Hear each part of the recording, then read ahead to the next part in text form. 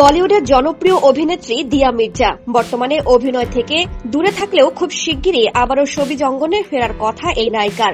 ভিন্ন ধর্মের হলেও নামের শেষে মুসলিম পদবি ব্যবহার করেন তিনি। এর পেছনে রয়েছে হৃদয়স্পর্শী এক কারণ। ভারতীয় সংবাদ মাধ্যম টাইমস অব ইন্ডিয়ার প্রতিবেদনে বলা হয়েছে, এক সাক্ষাৎকারে এর কারণ জানিয়েছিলেন অভিনেত্রী। দিয়া জানান, তার বাবা ছিলেন একজন জার্মান আর্কিটেকচার, ধর্ম খ্রিস্টান, আর তার মা ছিলেন বাঙালি হিন্দু। দিয়ার যখন মাত্র 4 বছর বয়স তখন বাবা মায়ের বিচ্ছেদ হয়। তার বাবার পদবি ছিল হেনরিচ। দীর্ঘ সময় অবধি নিজের পদবি হেনরিচই ব্যবহার করতেন দিয়া। পুরোনো দিনের কথা মনে করে দিয়া বলেন, আমার যখন 9 বছর তখন আমার বাবা মারা যান। আমি সবসময় তার পদবি হেনরিচ ব্যবহার করতাম। 9 বছর বয়সে মারা যান অভিনেত্রীর বাবা।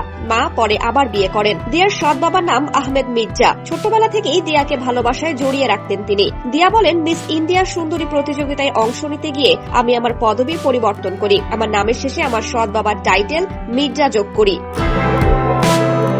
দিয়া আরো বলেন, বড় হচ্ছিলাম, বুঝতে পারলাম সৎ বাবা নয়, উনি আমার নিজের বাবার চেয়ে কোনো অংশেই কম নন। এতটাই ভালোবাসতেন। তাই যখন মিস ইন্ডিয়ায় অংশ নিলাম, নিজের ইচ্ছাতেই হেনরিচ পদবি সরিয়ে মির্জা পদবিকে আপন করে নিলাম।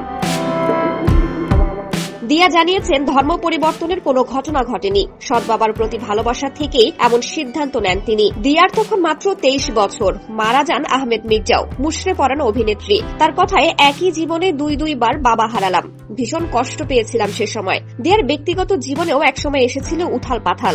ব্যবসায়ী সাহিল সঙ্গের সঙ্গে তার বিয়ে ভাঙে 2019 সালে। ঠিক 2 বছর পর আবার নতুন করে ভালোবাসা খুঁজে পান অভিনেত্রী। বিয়ে করেন বৈভব রেখিকে। তাদের বর্তমানে এক সন্তান রয়েছে।